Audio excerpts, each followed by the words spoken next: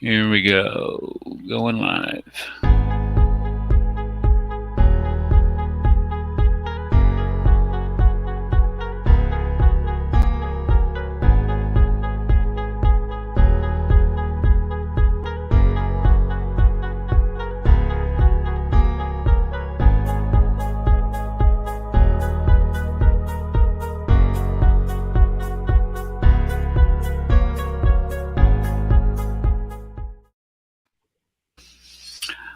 All right. Well, good afternoon, everybody. It is another edition of the Real Interfaith Dialogue here on the Global Patriot Radio Network, and also here on the live stream is we're called the Cross and the Crescent discussion group. Today's topic is going to be, if we get to it, about Mecca and trying to find Mecca. But in light of the events from this morning with our sister Hatun, at Speaker's Corner at Hyde Park this morning, I want to start. I just like to open up with just a short little prayer to pray for her, to continue to encourage her, and that this would be worked for a greater good for God. So let's just pray real quick. Our dear Heavenly Father, our great God and Savior, we come for you today, asking you to give a special portion of grace to our sister Hatun for the injuries that she sustained today, and we would pray that your guiding hand of healing would be upon her and those that are caring for her, and that you would enable those who did this to her to see how evil this is to do this to another human being, and that your word and your glory would somehow be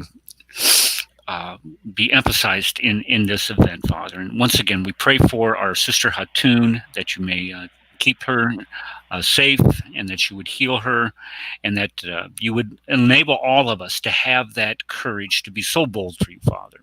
In Jesus' name we pray these things. Amen. Amen. Okay. All right. So let's just talk about real quick what happened. I'm not sure if people who watch the show or in the live stream are aware of what happened, but this morning, our sister Hatun Tosh, who has been being harassed almost every single time she steps in Speaker's Corner in Hyde Park in England, was stabbed this morning. We don't have a status on her. I don't know what her health condition is. I don't know how severe it was. She was able to walk to the police car after the stabbing. She was alert, but then I saw a couple pictures on our stream there in Messenger where it looked like she had passed out. So I don't know if what her status is. So if you have any updates on her, please let us know there in the chat or here on the panel. What I want to do first is just show you what happened. I mean, this was I'm just going to show you the initial part of it. 411, it's a little graphic. It's not, I don't know, I guess I don't want to say it's anything worse you see on TV, but it is graphic as it shows a human being stabbed by a punk. Okay, here we go. Oh, wait, well, hold on a second. I did something. Of course, here I go again. You stink, Kaffer. Let's try this again. You got to share the sound. There we go. Share audio. Bada bing. All right. And it's going to pop up. It's going to pop up right there. Here we go. Okay, now watch right here. 7A, I don't think there's much people here today. Okay. I don't think you should come today, man. Okay, right here. Whoa. Okay, so she's stabbed by this guy. It looked like he only stabbed one time. I don't know.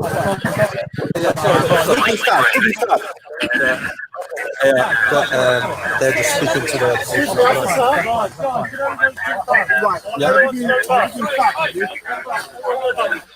I'm going to report it off. Kind of fast forward it.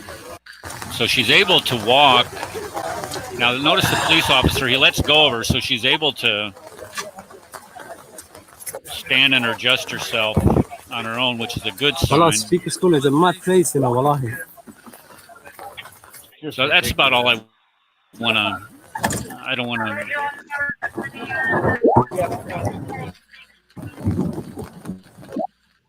I don't want to make this a circus about that. But so as you can see, she was stabbed. And let's just face. Yeah, okay. Danny says that she swung about 5 times before running off. Hey, Eric. Yeah, go ahead, Chris. I actually had just a friend send me a video. Is it okay if I play another part of or another view of that video? Yeah, I'll go ahead let me stop sharing. Yeah, let me stop sharing mine. And Chris Claus. Okay, make sure you mute it when you play it, or mute yourself when you play it. Yeah. All right, here we go. But the spirit, Holy. Jesus Christ, really?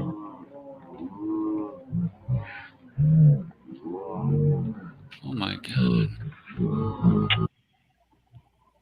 So, and as the video was titled, this is attempted murder. He didn't just go and try to stab her in the side or something like this. He went for her face. He went for her neck. He went to try to kill her. There is no doubt about it from the video that we just saw, from the angle that his arm was swinging at her. No way at all. Yeah, well, when you go for somebody's face or above the shoulders, that's generally what you're trying to do, is to kill them. And let's just. Well, I want to let Steve. Steve had something to say, and he has a video that he wants me to play. Go ahead, Steve. All right, this is I'm going to shut up just because I'm going to get in trouble. So I'm just going to play. This is Adnan Rashid. Do you want me to go ahead and just play it, Steve? I think I'm opening it. Is it showing? Where are you? No, I don't see it. I have it right here. Hold on. Let me just show you. Okay. If you want to go ahead and play it, I'll go ahead and turn it on. Is there certain timestamp? Whoops. Is there a certain timestamp that you want me to play, or just right from the beginning? It's kind of short, so I'd like to comment on stuff as he's bullshitting. I mean, as he's talking. Okay. Let me get full screen here. Let me mute myself and look how many times he justifies what happened.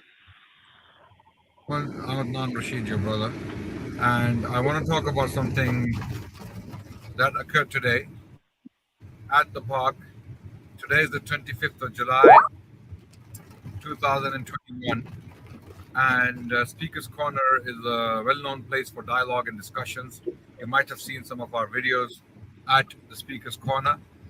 Today, an attack took place against a Christian apologist.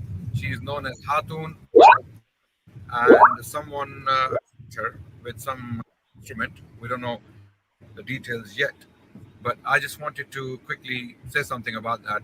I absolutely, utterly condemn that attack, because a lot of Christians will be asking me to No, you have don't. a view on this. I want to clarify, as much as I dislike Hatun and her character and her narrative, I have no likeness towards her as a person, but I condemn this attack. No one deserves to be treated like this. What the fact that Hatun has been people for the last few years. She has been making very, very disturbing, provocative statements. See, provocative. It's just like she deserves it. That's what he's pretty much saying. Sorry, man.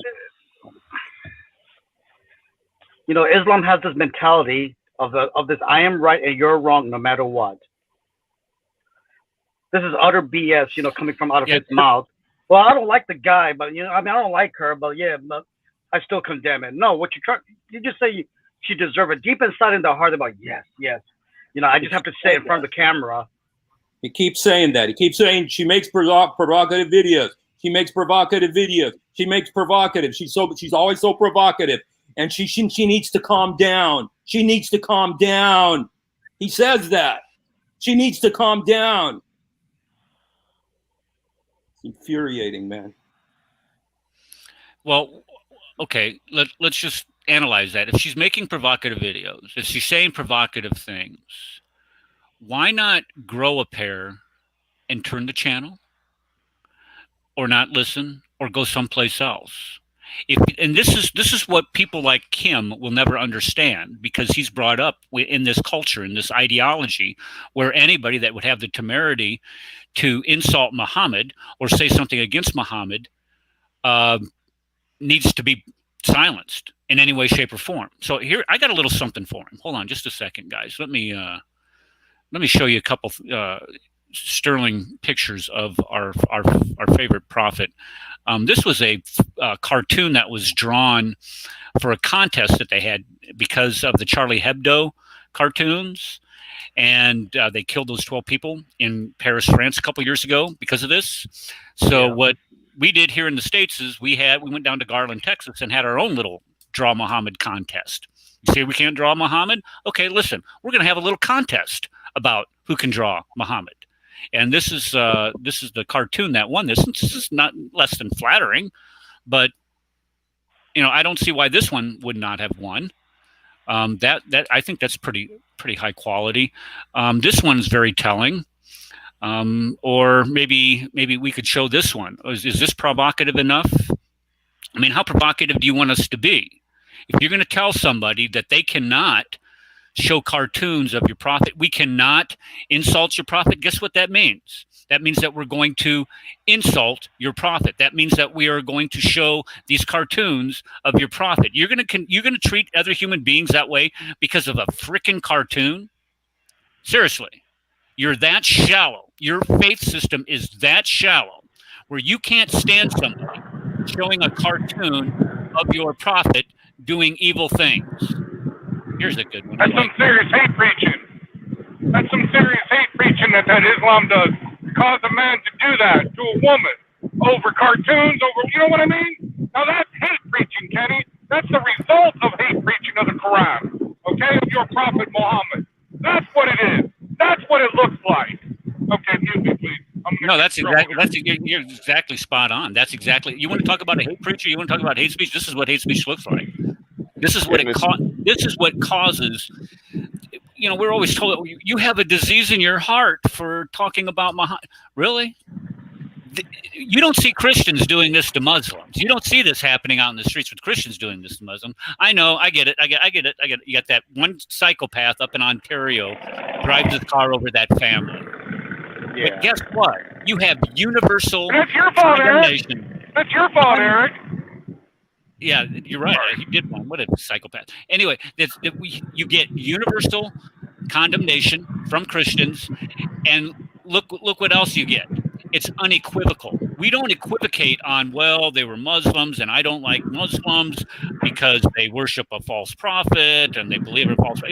We don't equivocate in any way, shape, or form. It was wrong, and what is wrong, and you don't equivocate like Anon does here. You want me to continue with this, Steve? Do I have more that you need to play?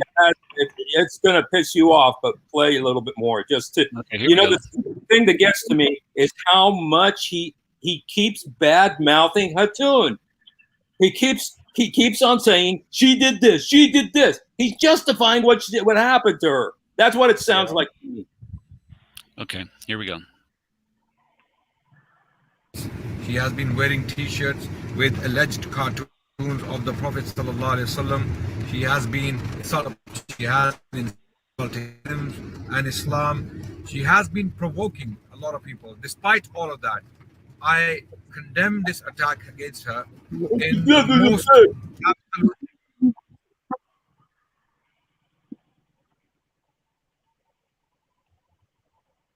Provoking against Islam. Look at it, man. He's just. She did this. She wore this cartoon. She wore a t-shirt.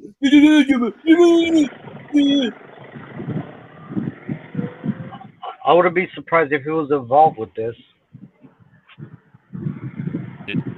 Sorry, I was muted. Yeah, you look what she did. She's insulted the Prophet of Islam. She's insulted Islam. Then he said she insulted Muslims. I don't see where she insults Muslims. No. He might insult your sensibilities because you worship Muhammad. I know, we don't worship Muhammad. Yes, you do. So when she starts insulting Muhammad, you're gonna stab her.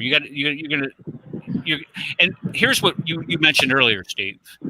When you have people continually making excuses like this guy, it encourages other people. Until you come out and you put your fist down and you say, I universally condemn the stabbing of any other human being, regardless of what they did, unless it's in self-defense. So, I get it if it's in self-defense. Eric, there's something wrong with you. Eric, yesterday was the holiday, not the holiday, the anniversary, or no, the death of the guy in Holland, or the guy in the cartoon drawer in Holland that died. And they on their news. Odegaard, what was his name? Yeah, I know who you're talking about. On their news station, there's people celebrating his death. This is on the news. On the public news station there in Holland. And then they're celebrating in the streets because this guy died, And so, Hatun Tash, when she saw that, she said, tomorrow I'm going to go ask them because somebody called her and asked her, what do you think about this guy dying? And she says, well, I haven't talked to the Muslims yet. I'm going to ask them tomorrow at Speaker's Corner. And so this is, this goes back to the very basic issue. What is more important, a human life or a cartoon? A human life or a cartoon? That was the question 12 years ago. And it's still the same question. What's more important, a human life or a cartoon? Well, I guess that was answered today, wasn't it? It was. We'd answered our question We got today. the answer. Yeah, we definitely got our answer today.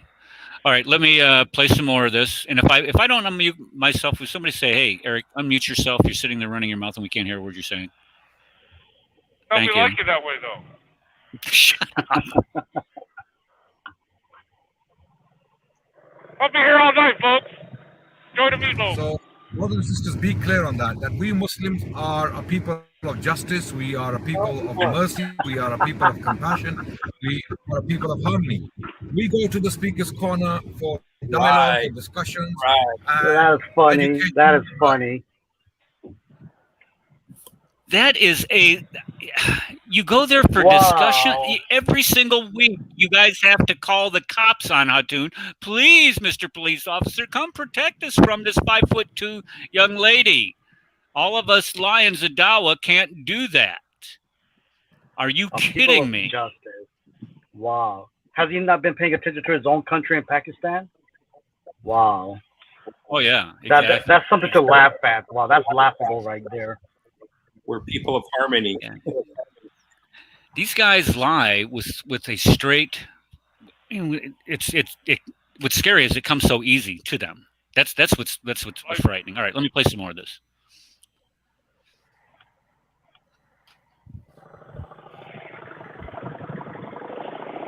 Exercises. We don't go there for violence and abuse. You will never see us abuse a Christian or insult a Christian. We just saw it! We just saw it! What? You would never go? Never insult a Christian, huh? Well, let's just take a look at that. Come on. Matter of fact, one of our favorite people here. One of our favorite people posted this. Hold on, let me put it up here. Where'd it go? Uh-oh, where'd it go? There it is. Remember last fall? Was it last fall when Hatun, somebody came up and slapped her upside the head and broke her glasses off her face? Yeah. And everybody's saying, oh, that was a Christian that did that. It turns out it wasn't a Christian. It was a Muslim. But right after that, this Imam posts, Christian woman and known, look at that, antagonist antagonist of Muslims and Islam, Hatuntash, was slapped by a man at Speaker's Corner while brandishing a Quran with holes drilled into it. Oh my goodness, how dare she brandish a Quran with holes in it? Brandishing like it's a and a weapon. picture of Like it's a weapon. Like it's a weapon. She's brandishing a weapon. You know? Go ahead. Sorry. And she referred to Muhammad, and had a picture of who she referred to Muhammad. Should she have turned the other cheek based on her constantly positioning herself as an enemy of Islam? I'm going to be really interested to see what's said now, because when you do things like this, when you post things like this and do not universally condemn it, it encourages things like we saw today. Yeah, it's incitement. What you're doing is you're just encouraging other people, or maybe accusing people of corruption. So I wouldn't do anything to you. You're just causing corruption in the land.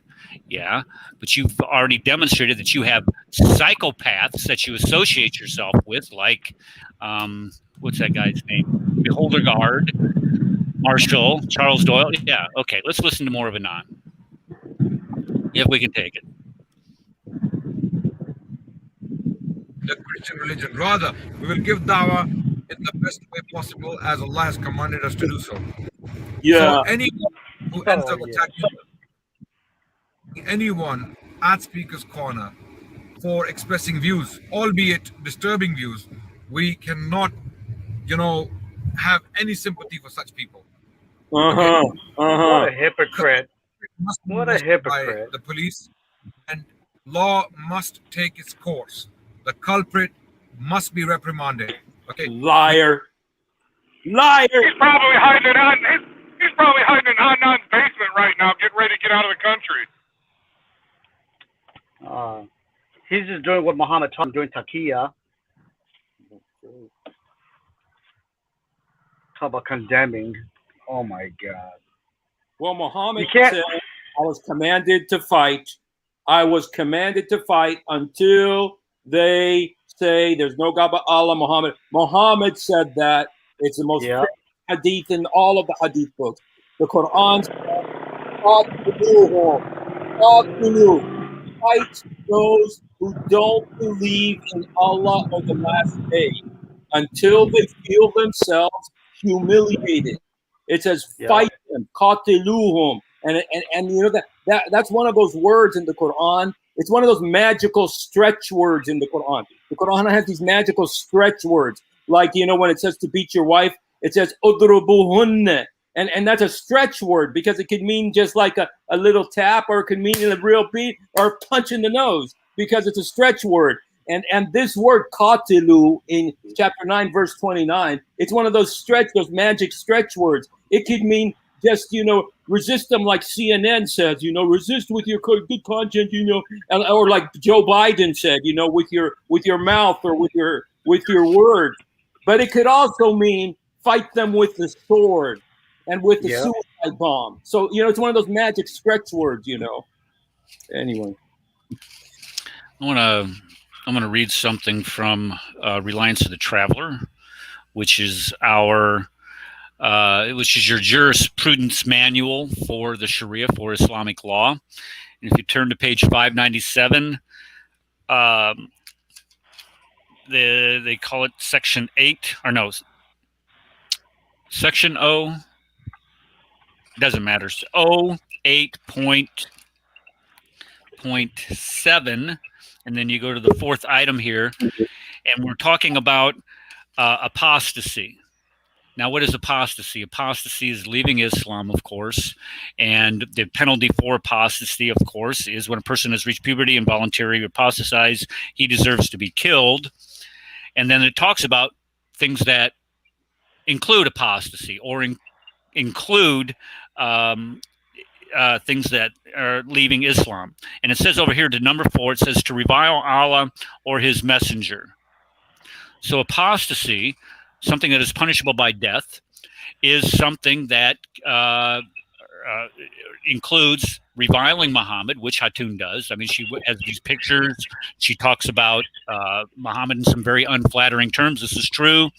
So therefore, according to their own law, she deserves to be killed. So this guy is only following the admonitions that we find in this book right here, in the Reliance of Traveler.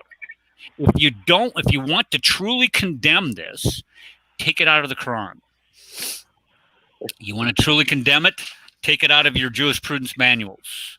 That's right. If you are going to be sincere and denounce it for being in there, that's the first step, is to start denouncing it. Until people start denouncing this kind of crap, it's going to continue. This will continue. All right, we got about a minute left of Anon, and then we can be done with this guy. Let's put him back up here.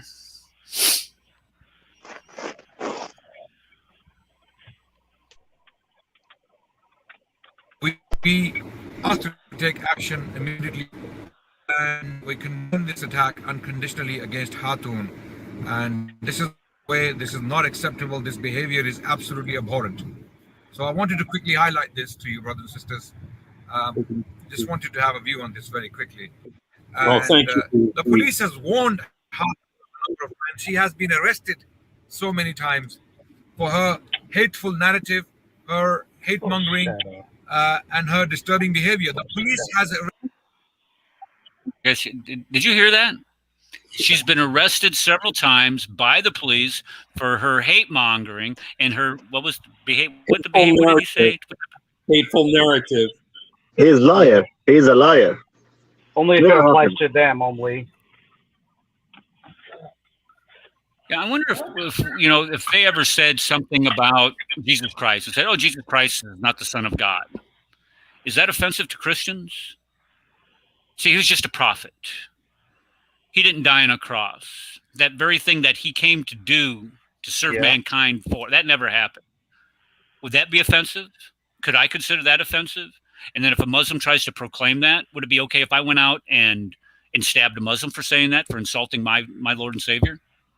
Would that be okay? Would that be okay with any of you guys? Never. I did that. Never. Well, why not? I mean, they're doing it to us. Because Can I add something, guys? Christians. Yeah, go ahead. Well, I just want to say, you know how Muslims like to brainwash us and tell us that they love all prophets, that they love Jesus more than Christians, right? Now, you see what they do when you draw a cartoon of Muhammad.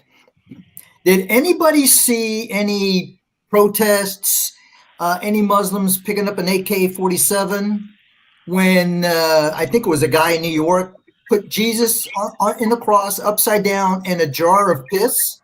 Oh, yeah. Isn't that their prophet? I don't recall any outrage. Don't recall calling for, killings or anything. Man, you draw a picture of Muhammad and that's it. It's the gloves come off. So how can you tell me that you love Jesus, that you love all prophets equally, but when Jesus gets put in a jar of piss upside down, or when Mary gets smeared with cow dung, I don't hear a peep from these guys. It's hypocrisy is what it is. It is nothing more than hypocrisy. They can't admit it. They will never admit it, but that's exactly what it is. It's simple hypocrisy. And when you don't get people coming out and giving a full-throated, unconditional, unequivocated condemnation, unlike what this Anand guy is doing, because he's essentially saying, well, we condemn the action, but you got to look at what she was doing. No, you don't have to look at what she's doing. Yeah. You don't have to consider the fact that she was speaking out against Muhammad. She was speaking about Islam. No. That's equivocation. What you're doing is you're basically saying, well, we condemn this action, but if she just wouldn't have done this, this would have never happened. Yeah, it's another way for them to use. Oh, I'm so sorry, brother. No, go ahead. Go ahead, Emmanuel. Oh, no, I was just going to say, it's another way how they use psychologically to really bring Sharia. They know that if they were the majority, they would have been very aggressive. So they have to come in other ways of method to make you not talk about them, because they know we're in their land. So we got to find another way to provoke our ways, And my God, I'm just feel so mind boggled all this. Yeah, here's one thing that I know for sure. Until somebody stands up and says enough of this crap, it's going to continue, and it's going to continue to get worse and worse and happen more and more frequently. That's just the way the natural ebb and flow of things like this are. It's just like crime. Yeah, I mean, you look at what's going on in some of our major cities today. It's just it's a freaking zoo. Yeah. I mean, these guys they get arrested, and then if it's not that bad, well, then we'll let you out on bail. I was just reading an article this morning. A guy kidnapped a woman. She was unconscious. He's carrying her away. She's unconscious. He gets arrested. This happened yesterday. He's out on bail today. Oh my God! Are you kidding me? You know what? Here's the thing, guys. Here's the thing. What you're asking is impossible for them. Now, don't get me wrong. There are probably some Muslims who will definitely just condemn this outright, okay, and not do the whole "it's her fault" kind of routine. But you know what? If they do, they'll be killed.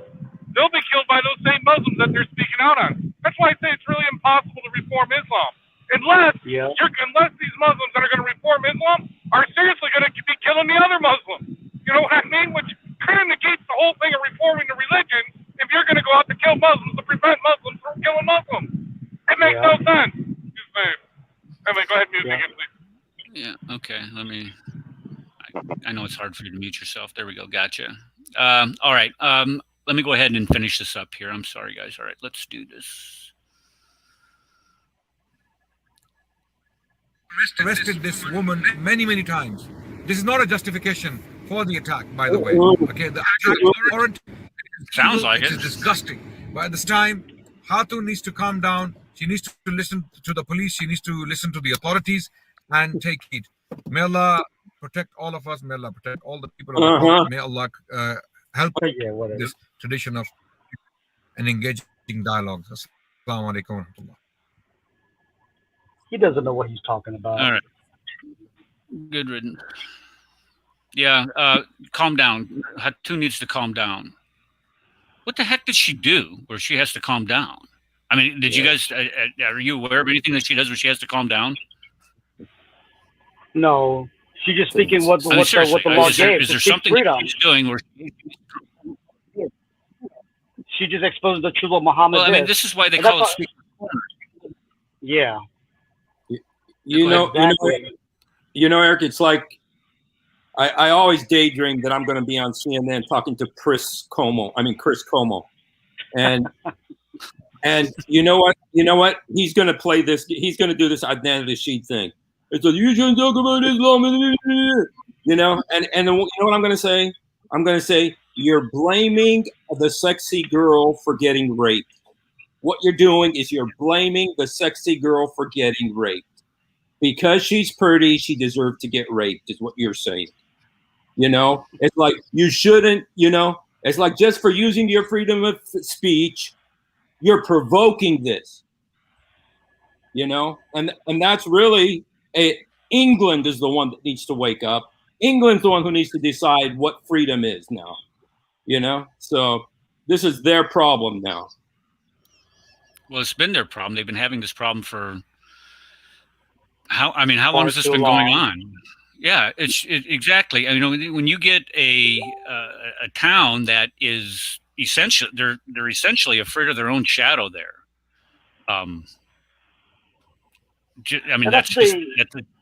Go ahead.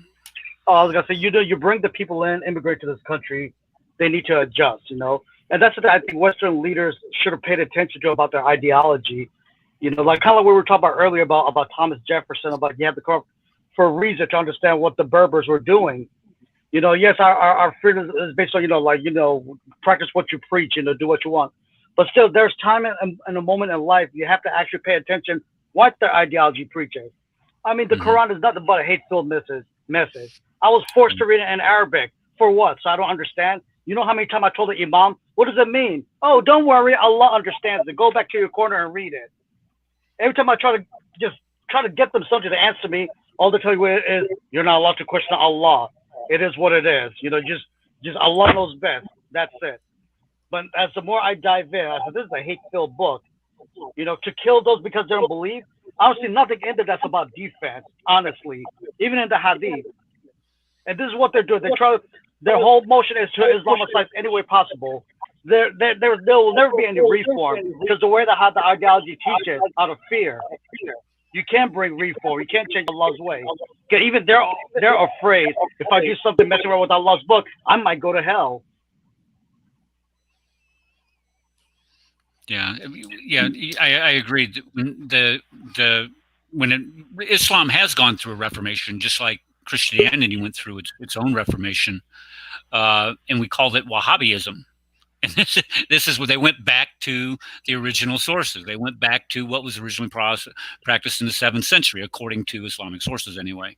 That was their reformation. It made it more violent. Instead of integrating it into Western culture, into what we would call the civilized world, it became more barbaric based on these teachings that it has.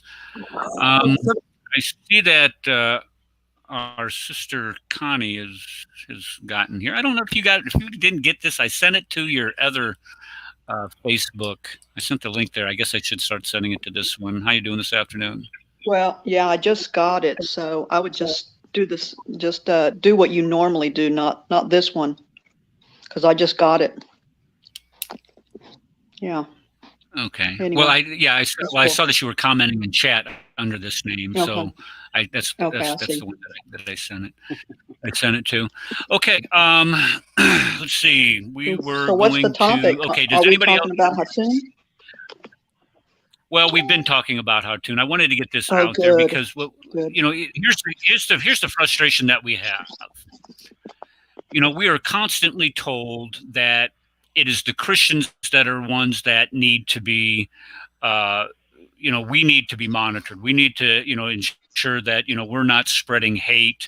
We're not spreading corruption in the land or whatever you want to call it. But when you start looking at where the real danger is, today is just a classic illustration of where the real hatred is, where that real disease of the heart comes from. And when you have a heart that is inspired to hate other people because they may say something bad about your religious beliefs or about Muhammad, you got a problem. And I'm dead serious about that. You really do have a problem. If you honestly believe that Muhammad was just a man, if you honestly believe that Jesus was just a man, those men are dead. They're in their graves, and there's nothing there but bones, if that even. Yeah. And for us to say anything about that man, you don't have to listen to it. You go ahead and just walk away. This is why we have freedom of speech here in the West. If you can't handle that, get the hell out. Go someplace else. We can say anything that we want to, as long as we're not inciting people to act violently against other people. You can say whatever you want. You might call it insulting. Here's what I don't call insulting. This is what I don't call insulting. Your own hadith say that Muhammad married Aisha when she was 9 years old. He consummated that marriage when she was 9 years old. She was prepubescent. I call that evil, and I call him a scumbag for doing that. Yeah. But what do? You call him a prophet. What I say is hate speech, but it is the truth. And if it's the truth and you can't handle the truth, where's that A Few Good Men tape? You can't handle it. If you can't handle the truth, you need to get out. You need to go someplace else where your little sensibilities will be less offended. I'd like to say something. There is nothing called hate speech against religion. Hate speech is always against people. We don't speak bad about Muslims. We speak about Muhammad from Sunnah, from Hadith, Quran. We speak about Islam itself. This is not hate speech. Yeah. But we're not. You're exactly right, John. Yeah, I can hear you. Can you hear me, Eric? Okay, I just got to rebuke you and correct you. Do not call Muhammad scumbag, okay? I'm rebuking you on this because that's an insult to scumbags everywhere. Please don't do that, okay? Alhamdulillah. Alhamdulillah. Okay, yeah, okay. Yeah, that's a good one. Yeah, and so the point I was trying to make here, the point that I'm trying to make is, and I appreciate that, John. The point that I'm trying to make is what you consider hate speech, I consider the truth, and I consider it a truth to warn people to not follow the teachings of this man, the demonstrably false teachings of this man. You can call it hate speech all day long, and it may be hateful to you, but what is hateful to you is not hateful to everybody else. You need to get over yourselves if you consider that hate speech and you want to take some type of action for somebody expressing their opinions, especially when it comes to some of their most deeply held religious convictions. Because if you try to silence speech, when you try to silence speech, this is exactly what happened down in was it New Zealand a couple years ago, where that one guy went into those two mosques and started going on this shooting spree and killing all those poor Muslims in those mosques. You're thinking, what in the heck is this? Why did he do this? Well, he tried to warn his country. He said, look, you're letting all these people come in here unassimilated to our culture. And they're trying to change our culture from with that. And they said, what is wrong with you? You hater, you bigot, you Islamophobe, shut your mouth. And they marginalized him. And well, when you marginalize people for their opinions, well, then what you do is you're essentially silencing them. And what are you giving them then? What options are you giving them then? Yeah. You're giving them an AR-15 is what you're doing, because that's their only option. Okay, I didn't hear. Absolutely. Somebody said something there. I didn't hear it. Okay, maybe not. All right, does anybody have anything else to say on this topic before we move into the topic for the show? Nobody? I hear a motorcycle in the background. Where's that coming from? Oh, never mind. I'm kidding. That's a bad joke. The only thing I'll just say is I won't be long on it. I just want Muslims to understand that, that what we say, if somebody brings up a reason why I say, for example, I say why Muhammad is a dirtbag, why I think he's a rapist. I'm not saying that because out of ignorance, I just want to feel like saying something out of racist. No, I'm going by what the Sunnah says. And that's what people are bringing up. And based on the lifestyle that we see in the Middle East, of how they live and how they treat non-Muslims. I mean, I've seen that in Bangladesh. I've seen how they treat it against Hindus and Christians, and even though it's not a Sharia-based country, but it seems like they try to push on it, then you'll see that hatred against it, because as long as they're the majority, it just goes back to their sources. And they need to check themselves. Our Lord and Savior taught us that to love them, even if they persecute you, pray for them. Love covers a multitude of sins. And that's what they don't understand. You can't take the law on yourself because what she said, it may sound hatred. No, she's preaching the truth. She's using a method to make Muslims to think. Be free. I mean, my God, you know how much I had to suffer for a guy like me, born and raised in the States? When I joined the military, I knew what the Quran says. Me being born in the 80s, my father taught me well what Islam represented. My father didn't hesitate to tell me, if you ever leave the religion, I'll personally kill you. He told me that at age 14. Wow. Now, would he do that? I wouldn't know that if he would did that. But he's going by what the law says. But I was in that situation. I know what the Quran says. I have to defend my Muslim brothers first. But what am I defending for? What was this whole thing going on? But when I see history, it was all on them when the Islamic Empire grew. I have to put all those logic behind it. That's why we're questioning these things. You got to give people that individual right, what they want to choose. Now, my own, if I was to be back in Pakistan or parts of whatever Muslim community in India or in Bangladesh or in the Middle East, they wouldn't hesitate to take me out. Why? Because the law says I need to be killed. But then again, that takes away the individual rights. If my son decided to go to a different religion, I'm not gonna go kill him, but I'm gonna pray on it.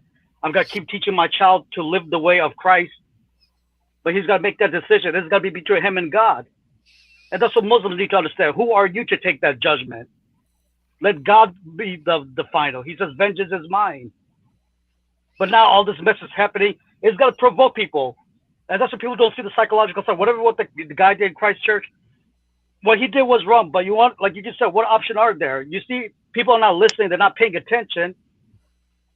I mean, that's all I got to say, brother. No, and this is This is exactly the I point. have one You question have to that be I'd able. like to You ask. have to be able to allow people to say what they want. You just have to be able to do that. And if you try to limit people's speech, what that does is that causes the person who's being repressed or whose speech is being repressed with no other way to express themselves. Issa, go ahead. So one thing I'm going to speak for all of us here is that none of us condone any type of terrorism from any type of group of any religion. So that's just the first thing. None of us are condoning that. And it's interesting, this idea, and we're also, the point that I think is being made here that needs to be understood is the power of the freedom of speech. We must support the freedom of speech no matter what. Even if there are toxic things that we don't want to hear, like a KKK, for example, can say they believe in white supremacy. If they don't shoot and kill people, then they should have the right to be able to say it, but they can't, incite violence. They can't go and kill people. They can say, I believe whatever they want to believe. I don't want to go near those people. I'm just going to stay away. Like, that's a part of what freedom is. There's responsibility with freedom. And it's the greatest honor that we can have is freedom. So that's the thing I wanted to echo. The question I want to ask was actually, I want to ask the panel here, if we can look into it a little bit. The concept of, we were talking about when people denigrate the Prophet of Islam, there seems to be this very violent backlash. And I think it's also really strange that Muslims are not getting upset when other protagonists, like, you could say, using the names, you could say Nabi Musa alayhi salam, Nabi Isa alayhi salam, all these prophets that are being portrayed in a way that's bad. Why are they not getting upset about this when God is being portrayed in a bad way, like on South Park? And this is the thing I brought up last time, South Park, and what the other thing is, Family Guy, and TV shows like this that have,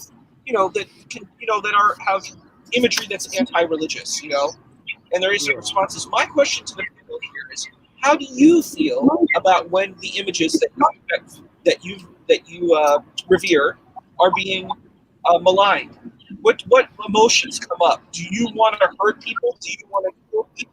What do you feel? Since we talked about the Muslim perspective, what is the Christian perspective that is presented here? So that would be my question. If that's allowed. I mean, the Christian Yeah, I think with the Christian perspective, like with the piss Christ, that was a huge controversy in America. And Steve, go ahead. I'm sorry. All right, never mind. Go aheid. Well, you're right. It was a controversy. Yeah, there was a huge controversy about, but Christians, in London, they did this play about Jesus being gay, and who stood up for Jesus? The Muslims did. The Christians did. The Muslims said he's our prophet. You can't talk about him like that. So Muslims do stand up for Isa or Musa sometimes. But, there's a difference with Muhammad. And with Muhammad, what I think it is it is their identity. Muhammad is their identity. And to where when you touch Muhammad, you're touching them personally. It's a relationship that is very unique in terms of their relationship to like a revered religious figure, and it's something that they take personally. It's not just that they take it like you're hurting our religion. No, you're hurting us. It's the Christians hurting us again. And the Muslims, I hate to say this, but they've got the victim thing down. We are the victims. You're always coming after us. You're coming after our Muhammad, coming after our Aisha. Why are you guys always doing this against us? They've got the victim, and the media in America and the academia in America has joined them on that. Everything you say is Islamophobia all of a sudden, And so, but I really think that there's an identity issue, that you're not just hitting their religion, you're hitting who and what they are. That's why they get so electrified when you touch Muhammad. Yeah, and that's you would know better than most of us here because you were a Muslim and you were over in was it the Gaza Strip? I mean, who goes to the Gaza Strip to preach Christianity? I mean, you got to have some type of psychopathic, you got to be a little bit crazy. Yeah, there you go, Steve. Yeah, the one thing, the thing that I wanted to say about the piss cross, where they took a cross and submerged it into urine, the reason why that was so controversial, it wasn't the fact that they took a cross, a crucifix, and put it in urine. That wasn't the controversy. The controversy is that the arts show that allowed that cross and that urine to be displayed was a publicly funded show. It used national taxpayer dollars for that show. That's why it was so controversial. Right. It wasn't the fact that they, smeared dung on Mary or they put a crucifix in a jar of urine. It was the fact that public funds were used to do that. And this is why you had this great outcry by the Christian community and saying, look, you want to do that, that's fine, but you don't spend our tax dollars promoting this type of art or something that is so offensive to us as taxpayers. You want to do it privately? That's fine. You can go ahead and do it privately, but don't do it with public funds. Okay. One thing I wanted to somebody had put into chat that David Wood he was starting a GoFundMe. Is that true? Did somebody have that in chat, or did somebody mention that? If somebody could look that up, maybe, and if that's true, post that link there. There was a apostate prophet that said that in his recent video. Apostate prophet did? Okay, and he made that video. Mm-hmm. He made that this morning. Yes, yeah, definitely donate to that. And here's kind of going to be a thing on that. I just want to say on that. We're going to see another video for today. Oh man, how much is that? Those stitches on that face? I'm trying to raise money for water wells. You know what I mean? But, yeah. Actually, you know what? If I could, real quick, I stepped out here. I want to actually defend the crucifix in the jar of urine. Okay, not defending the taxpayer money for it. Okay, but I'm going to defend that, saying, you know what? Think about that. That's what that artist says that Christians do whenever we wear that crucifix and we openly sin. I mean, you know what I mean? That's what we're doing in our sin. That's just me, my thoughts on it. But that's what I took away from it. I remember when I was a kid. Go ahead. Sorry. It was what again? Say that one more time. You said it was what? Okay, so people who wear the crucifix, and they go out and just openly sin or debauch, perverted, that's what you're doing. You're taking the cross and you're putting it in your urine and your filth, is what I'm saying. But now here's the thing, okay? The repentance, you're taking it out, and that's kind of what interpretive art. Okay, it's a weak defense, but I'm just saying, you know what I mean? Even something that vile, you can walk away and take away from it and be impacted by that and say, damn, that's what I do? Okay, I'm not going to do that no more. You know what I mean? Yeah. Makes sense? Okay. Well, that makes sense. I didn't know the symbolism behind it. I just remember that it was a taxpayer-funded event, and that's. Oh no, that wasn't the artist symbolism by it. That was what I took away from when I was a kid. Oh, you know what I mean? When that came out. Oh, okay. Yeah. I see. Oh, all right. Well, that makes sense. I guess people look at things differently, of course. Well, see, that's the thing that art and freedom of speech. You can't destroy stuff like that. Because people take different things different way from it. Now, well, we're not going to get the whole porn thing. Porn is bad. Stay away from it. It actually is a drug. You know what I mean? So, I don't know. Why'd you get me started on this? Anyway, go ahead. Continue. Okay. So what I would recommend is I tried to go in and I tried to find if Apostate Prophet has a link for that. If somebody go in and find that for me and then let me know and post it in the chat when you do, I'd appreciate that. Just to help with the medical bills that are going to be incurred now, and also maybe it's having something in the future for some type of security, because this is absolutely ridiculous. When you cannot go to Speaker's Corner, when you cannot go to the place where you are guaranteed by law to say what you want, and you are attacked and arrested every time that you do go there because you are in danger to yourself. No. You arrest those people who are doing it. And if you can't protect her, then maybe some of us need to figure out a way to protect her. Just saying. You know what? Actually, let me just say that's because I've watched several of the videos, and that is the shock. Well, there's two shocking things that she actually was quick on her feet. That could have ended horribly wrong for her. I mean, if she wouldn't have actually defended, you know what I mean? I mean, she was quick on her feet with that one. Okay, she was. You know, she gave as good as she got on that. Give her credit for that. You know what I'm saying? Okay. Otherwise, that could have ended totally horribly wrong. I mean, that would have just been that quick. But another thing, there's no security for her. People are just standing around. You know what I mean? And honestly, you can hear the Christians in there saying, "No, we got to do better. We got to have more. You know, we got to have security for her." And that's the thing. There has to be security for her. I mean, because the Muslims have upped the game now. Obviously, you know what I mean. They're actually following in the sunnah of their prophet now. Yeah. So yeah, that is the key thing. She's got to have security. You know what I mean? That's just stupid. I agree. Okay, so let's go ahead. We've talked for 55 minutes on this, which is. I did post a link to Apostate Prophet if you're interested in it. Where did you post? Did you post that in private chat or? Yeah, private chat. Yeah, okay, I see that. All right, let me put it in the public chat then. Wait, what's this? Yeah, okay, this is AP. Let me copy it.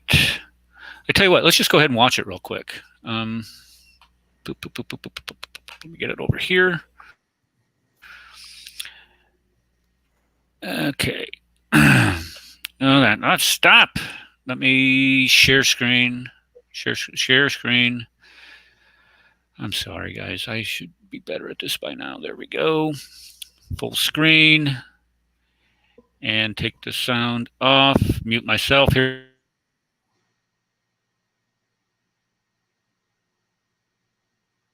Tosh, who is a speaker and a regular debater at Speaker's Corner in the UK, was just stabbed. Apparently because she was speaking against Islam again and because she was wearing a Charlie Hebdo shirt for solidarity with the right to draw cartoons. You should come today, man. I think you'll be this. Oh, whoa. Man, I think you'll be this. Oh, whoa. You see how she moves, though? I mean, seriously, you see what she does? Yeah, they're just speaking to the.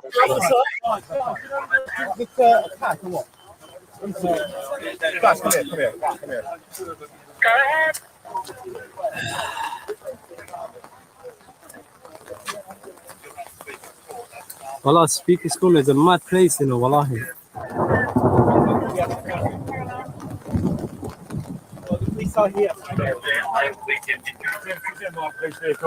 Hatun has been attacked many times before. She's very outspoken, very brave when it comes to criticizing Islam and speaking up for the right to criticize Islam in a country where free speech is supposed to exist, and at a spot, Speaker's Corner, where people are supposed to have the most controversial discussions. I asked that people close to her please set up a GoFundMe fundraiser. I would invite everybody to support her for what happened. She's been attacked many times. This time she's been stabbed. This is very serious. I'm not sure if everyone is aware of this, but people who keep calling her and others like her names and who keep calling people enemies of Islam are responsible for this.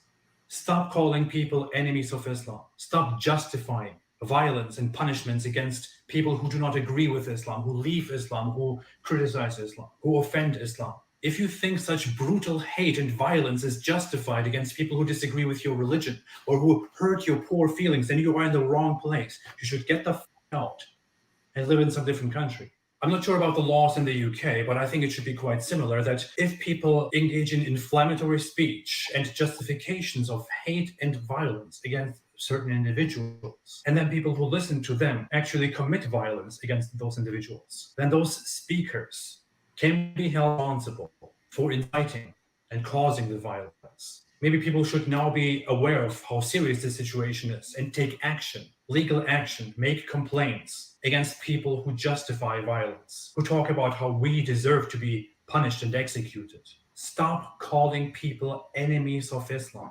This is your fault, your responsibility. If you want to distance yourself from this, condemn the people and change the way you speak or get out. Be quiet. Please show your support for Hatun right now. She deserves it. Stay away from Islam. Hatun Tash, who is a speaker and a regular debater. Okay, sorry about that. Didn't stop it soon enough. Okay, so I didn't see. Did anybody see where he said that the GoFundMe was going to be?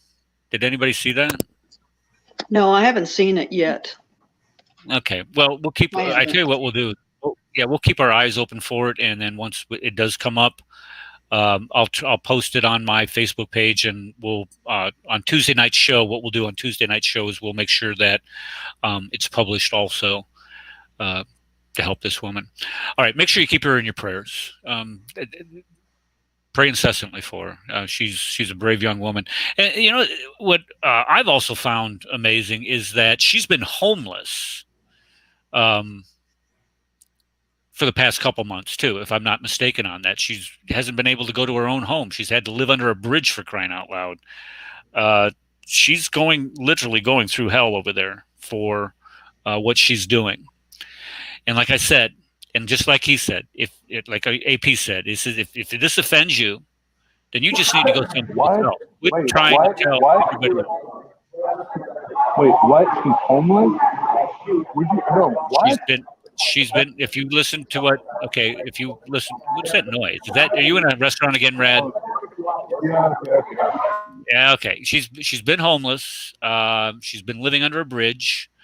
This has been on DCCI's website, or it's been discussed. She doesn't bring it up. And then Jay Smith has brought it up a couple because he communicates with her quite frequently.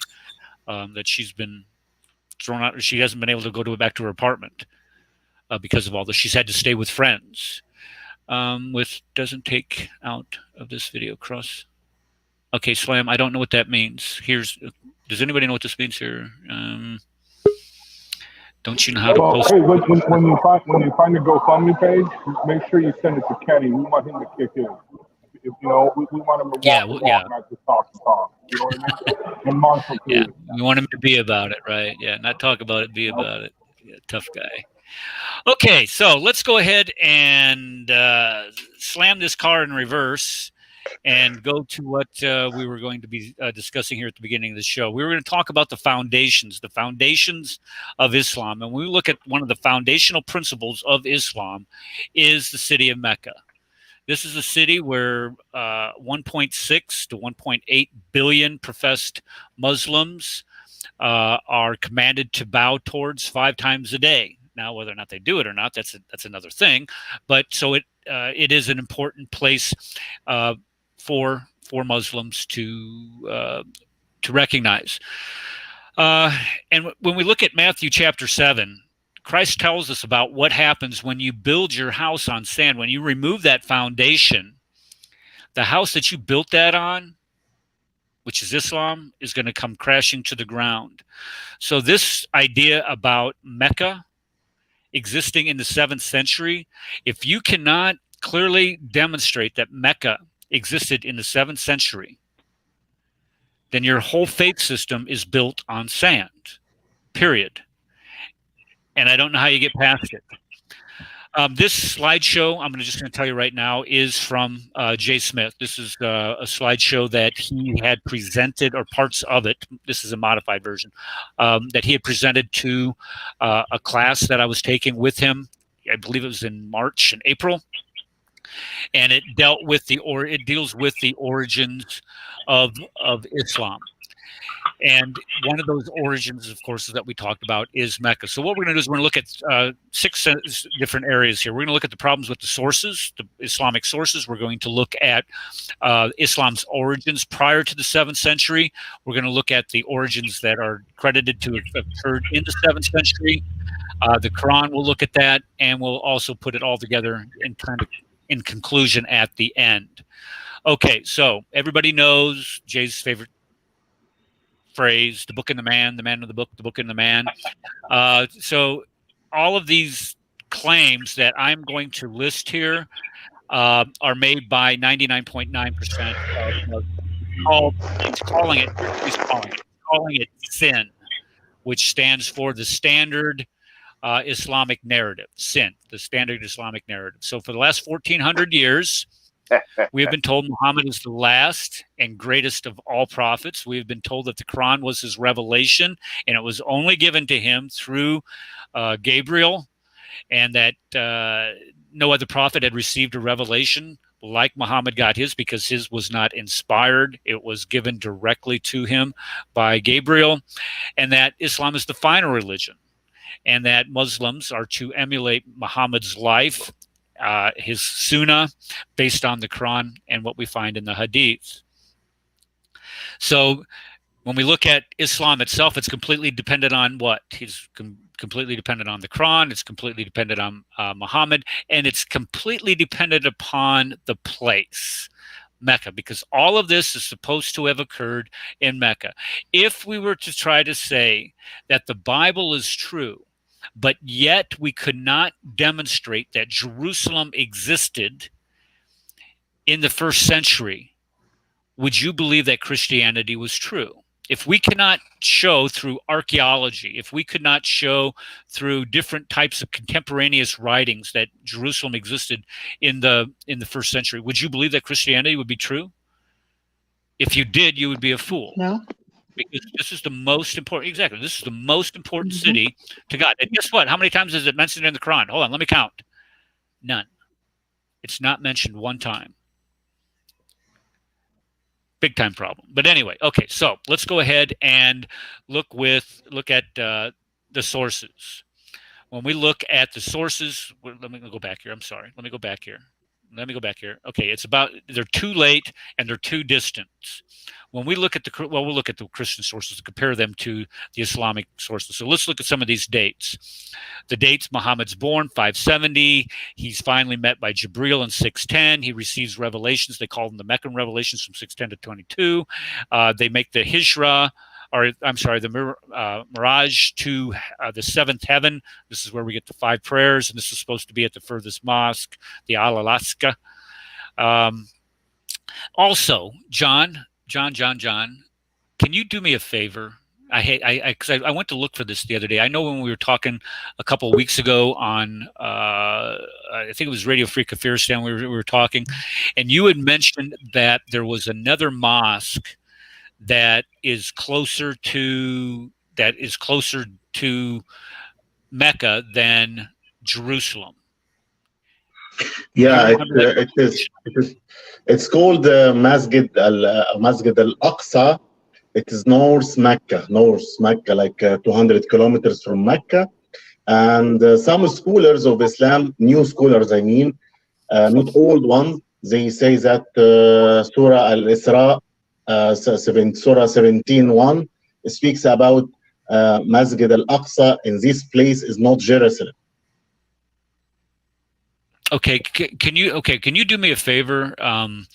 Can you, because there was an article that you had shared with us. I believe it was you that had shared that article with us that discusses that. Can you find that article and post it in the chat for me? Okay, just give me a few seconds. Okay, thanks, brother. I appreciate that. All right, let's go back to this. Let's see here. Where was I? All right, so when we look at this is the traditional account. So you have, and then you have the Hijra after the journey to the farthest mosque, getting 5 prayers instead of 3, from Mecca to Medina, where he had about 150 converts go with him. Then he receives the Medinan revelations. Now, the Medinan revelations, as we know, are much more violent than the Meccan revelations. This is where you get chapters 5 and chapters 9, and you get the verse of the sword. So you have all of these coming when he's in Mecca. Or I'm sorry, in Medina, and then you have him conquering Mecca without firing a shot in 630. Then he'd be dead in 632. But the Quran was not written then. And then you have the first, second, and third caliphs, Bakr, Umar, and Uthman, and then the 4th caliph, Ali. 3 of those 4 caliphs are murdered. Religion of peace. Yes, that's exactly what it is. Okay, so let's put this on a timeline. Let's look at this on a timeline. Okay, so when we look at the Islam's emergence, this is what we call the standard Islamic narrative. This is how Islam originated. Muhammad being born, the Quran being revealed, the night journey to Jerusalem, or the furthest mosque, the Hijra from Mecca to Medina, and then the sacking of Mecca, or not the sacking of Mecca, but the taking of Mecca, and then destroying the idols and converting the Kaaba into its shrine that it is today. Muhammad dying. So this is Muhammad's life. He lived to be about 62. years old. And then you have the first caliph, Abu Bakr, serving only 2 years. And then you have the second caliph, Umar. He served for 10 years. Now, this is where we get the pack of Umar. This is where he conquers, he goes out and he starts conquering in the name of Islam. Abu Bakr was fighting the Ridda Wars, the Wars of Apostasy, trying to hold the religion together. And then you have Umar, and then, of course, Uthman. And here's Uthman in 651. We get the Uthman recension, which is the Quran being compiled into its current supposed narrative in 652. I'm sorry, I thought 651. Okay, and then you have Ali, who is the fourth caliph, and he's murdered also in 661. Okay, so who writes the classical account? Who tells us that all this happened? Where does all this information come from? Well, we have Ibn Ishaq, who writes the biography of Muhammad. We have, and we don't have any copies of Ibn Hisham. What we do is we have, or I'm sorry, Ibn Ishaq. We have copies of Ibn Hisham, and look when he lived. I mean, look when he lives here. Hold on, let me get my, let me see here. There we go. Look at, there we go. Right here, 833. This is when he dies. When did Muhammad die? 632. This is a full 2 centuries after Muhammad dies. His biography is finally written. And then you look at here, you have the sayings of Muhammad, Abu Bakr, or Al-Bukhari, where you have the hadith are compiled. And then lastly, you have the Tasfir is compiled, and that's 923. That's almost 300 years after Muhammad. Oops, I'm sorry. Doggone ya. There we go. That's almost 300 years after Muhammad dies. So you look at, if you look at these dates, this is a full century and a half. Ibn Ishaq, who writes the first biography, don't have a copy of that. And Ibn Hisham, after he writes that biography, he admits that he deletes or took out things that might have been embarrassing to Muhammad. And I would say that he didn't do a very good job. He did a pretty poor job at that. Okay, so when we look at these dates, they're way too late. This is a problem because one of the things that we always hear, you know, one of the most popular arguments against the Gospels is, oh, they're way too late. We don't know. They're anonymous writers. We don't know who wrote them. Hypocrite. Yeah. Hypocrite is what that is. Because when you look at when the Gospels were written, the Paul's letters were written, and you're going to try to tell me that these were written way too late, you're just full of crap. You're a hypocrite is what you are. Okay.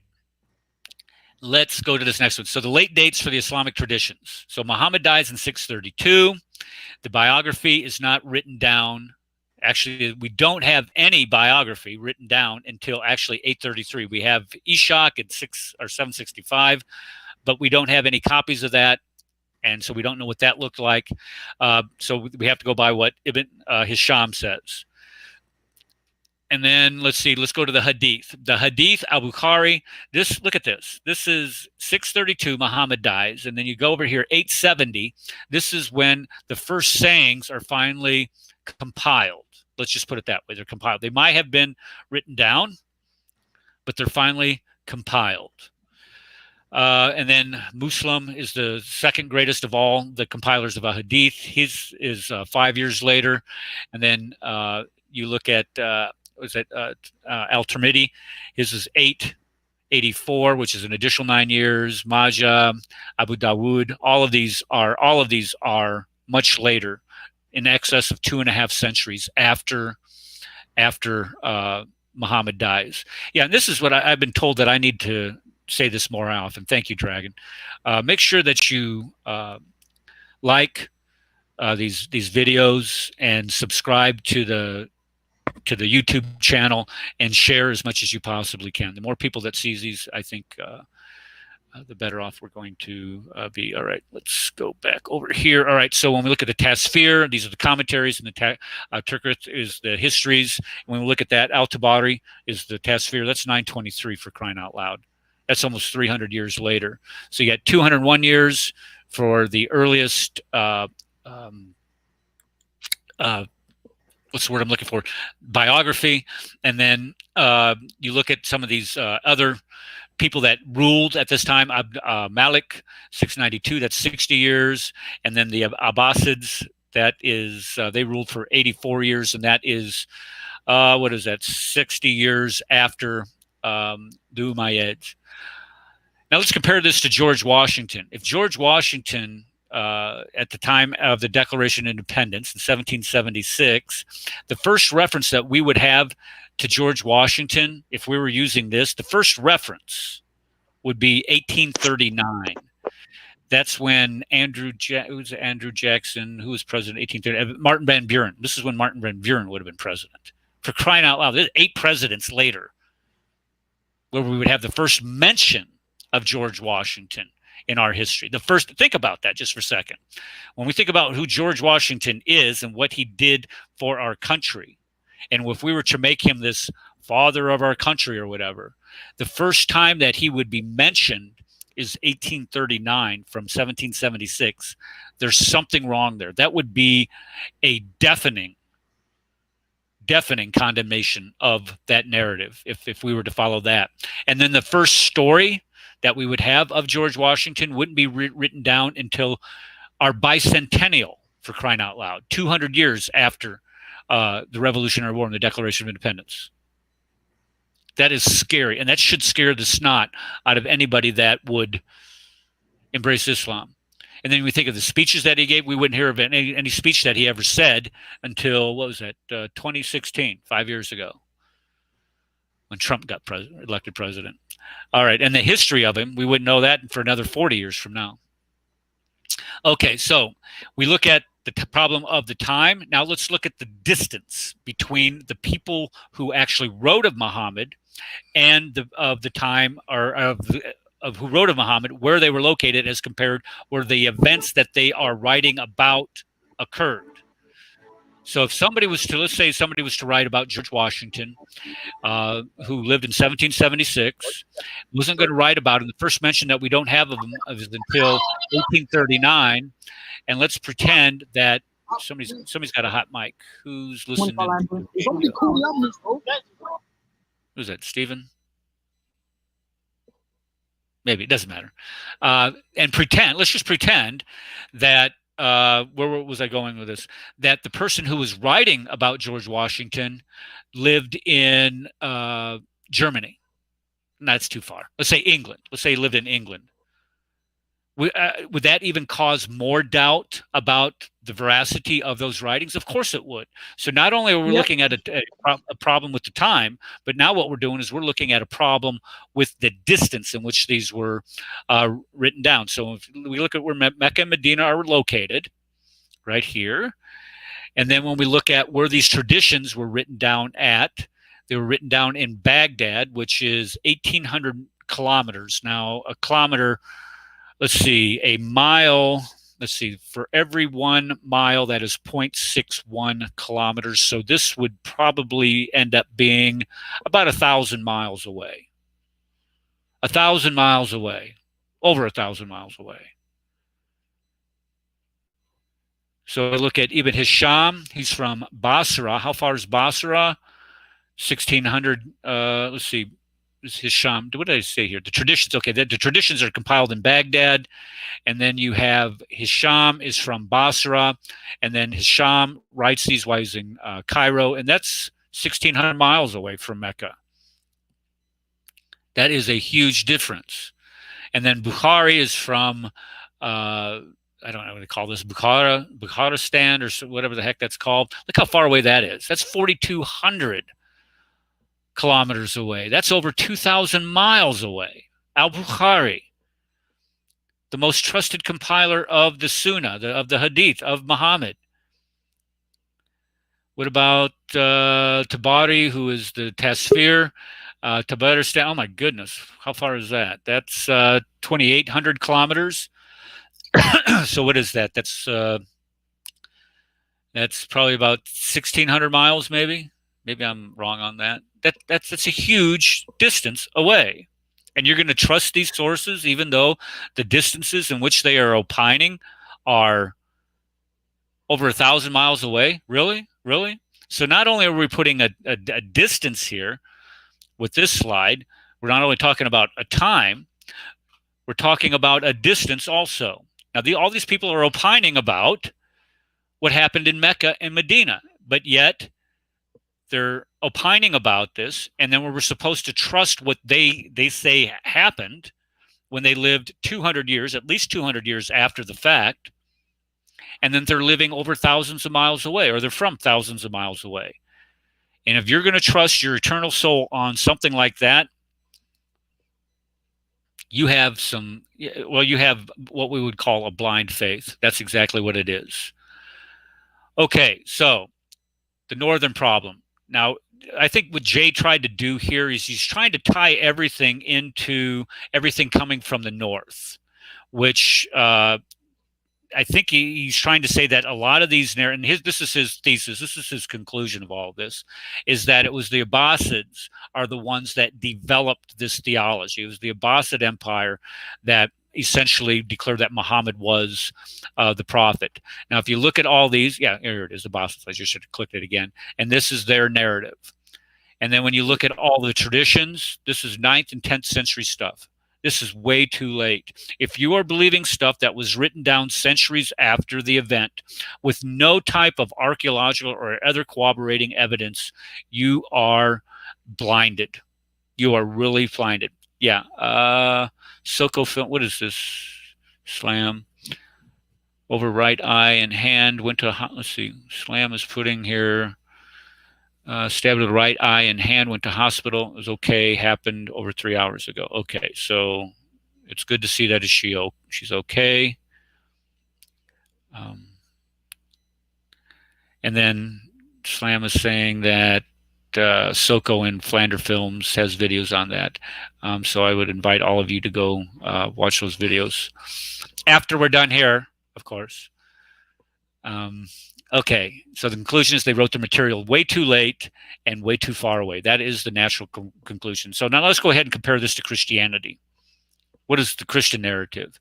When we look at the earliest biographies for Christians, Christianity, these things were written down 15 to 60 years later. And I would even disagree with this 60-year conclusion. And the reason why, and let's just be honest about this, the reason why a lot of the scholarship that, and this isn't recent scholarship, to some of the older scholarship back in the 20th century, early 20th century, late 18th century, pushes the dates of the Gospels that far out, 60 years out, saying John wrote John in the 90s or so. The reason why that is because the temple. There is no mention of the destruction of the Jewish temple in any of the Gospels. There's no mention of the destruction of the Jewish temple in any of the writings of the New Testament. The most significant event in Jewish history, or one of the most significant events, let's say Exodus, okay, but the destruction of the temple, somebody would have wrote it down. Somebody would have made a mention of it. But there's zero mentions of that. And you can actually say that, okay, let's say Acts ends with Paul in prison in Rome. Well, we know that Acts, and Paul died in Rome in 64 AD. So this is 6 years before the destruction of the temple. So all the epistles of Paul are being written before this, number one. But then we looked at the book of Acts. Acts is written after Luke. So Luke had to be written a few years before that. Luke draws heavily from Matthew and Mark. So we know that Matthew and Mark were written much earlier than that. So you can actually put Mark, some people are dating Mark clear as recent as 45 AD. So when we start looking at the Christian writings, much earlier than what we find in Islamic writings. So Islamic writings 200 to 300 years later is what we're getting. So which one would you think would be more authoritative? And if you do a side-by-side comparison, there is no comparison. And if we were to have if you were to say that, if you were to make this equitable, if you were to say, okay, yeah, the Christian writings, we can trust them as much as we trust the Islamic sources, that means that the Christian writings would not have been written down until the 3rd century. I'm sorry. I have faith, but I don't have that much faith. Okay, so when we look at Christianity's emergence, I'm just going to go ahead and go through this really quick. Jesus dies 33 AD. The book of Acts is written about 62 AD, which is where Paul is martyred. Let's see. No, Paul's martyred in 65 AD. I'm sorry. Okay, so yeah, Mark. Well, see, here's the thing. He pushes all these dates out way too late, and I would disagree with these. I'm going to have to smith this for myself here. There's a website called Cold Case Christianity. I can't, John Warner something. I can't remember his name. I would say go take a look at that. Go ahead. Somebody say something. Nope. Okay, let's keep going. Okay, so there's no comparison between the writings of Christianity and Islam. Islam is centuries after the fact, where the writings of Christianity can be dated as close to 15 years after the fact, or within just a few decades. Okay, so as we know, it did not exist in the 7th century. If we were going to put the same standard, as on Islam as Muslims place on Christianity, there is no comparison. Absolutely not. It's not even close. And some of the conclusions of some of the scholars that do work on this is just saying it did not exist. Islam did not exist in the 7th century. The Quran, to say that it was revealed in 22 years, it says, but likely evolved over a period of 50 to 100 years. And then Muhammad, according to the latest research, did not exist at all, but was a creation embellished and came to the forefront in 692 under the Caliph Abdul Malik. Let's see here. Conclusion, the history of Islam, at least the time of the Caliph and before, is a later fabrication. So all of these histories that occurred about Muhammad are being concluded as being a fabrication. So the concerns are that the history of Islam is created is late. So the question is why did it take so long to write this down? There had to be somebody. I mean, didn't if I'm not mistaken on this, didn't Muhammad have some type of secretary? And if he did have a secretary, what's the job of a secretary if not to record what your boss wants you to record? I would say if I had a secretary, I'd say, hey, write this down. Remember this. I'm getting this revelation from God. This is something that we ought to keep in mind. And you don't? Really? Yeah, and that we would have been able to find it in the 7th century. I think he killed the secretary, if I'm not mistaken. I think he had him killed because he became an apostle. He had him killed. So John would know more. But his secretary left his home because he was fabricating. Oh, that's right. Verses, and then he had him killed. Okay, Rad, it's kind of hard to hear you, but I did understand what you were saying. What you were saying is that one of the secretaries for Muhammad apostatized because he was actually changing what Muhammad was reciting to him, and Muhammad said, "Oh yeah, that sounds better. Go ahead and write that down." There's hadith for it. Hadith support for that. Okay, so where did these biographers get their material from? And if you're getting material that's 300 years old, or is written down only 300 years after the fact, can you trust that? Can you really trust that material? If we didn't write anything down about the Revolutionary War and we're not able to have anything in our hands from it until 2021, would you trust people who talk about what happened in the revolution if we don't have any other source other than oral tradition of what happened during the war and 1,000 miles away? Can you trust that? Of course you can't. But yet, this is what he did. Was Gedalia say his wife Hafsa and Umar was supposed to have complete Qurans written down under Umar, sent for it, right? Yeah. Okay, should we get a period to look at these events? Shouldn't we go to the 7th century? And this is what Jay's thesis is saying, look, we need to go to the 7th century. Don't sit here and give us this garbage that from the 9th and 10th century. That's just way too late. If you truly want to make a case for Islam, you have to go to the 7th century. And even as early as the 8th century, you can go as early as that. So let's look at how these traditions spread. Now, all of this area, what Jay is saying is all of this area was under Islamic control in the brown right here. It was under Muhammad's control. And then it expanded rapidly under Umar and Abu Bakr and Umar, and then eventually spread into the Hindu Kush within the lifetime of Uthman and Ali, and then under the first caliph, it went all the way up into France. Okay, so our remit, we're not going to look at, we're no longer going to accept any traditions or any history that comes from the 9th and 10th century. So anytime that you want to engage Muslims on their history and they start reciting hadith or tasfir, just remind them that you're not going to be able to accept that. And the reason why you're not going to be able to accept that is because it wasn't written down for centuries after Muhammad lived. Period. End of discussion. If this was truly a religion of God, these things would have been written down much earlier. And to try to say and try to force feed people into saying, well, you have to believe the Quran. We know the Quran is true. Prove it. Prove that Mecca existed in the 7th century. All these things about Muhammad that were written down centuries later, prove it. Show us your evidence for that. And then try to compare that evidence that you're criticizing, that you're hell-bent on criticizing about the Bible. And then try to tell me that yours is superior to the Christian faith? Really? You're going to do that with a straight face? I learned this week some of them are so psychopathic that they just might. Just saying. Okay. So let's look at Islam's origins pre-7th century.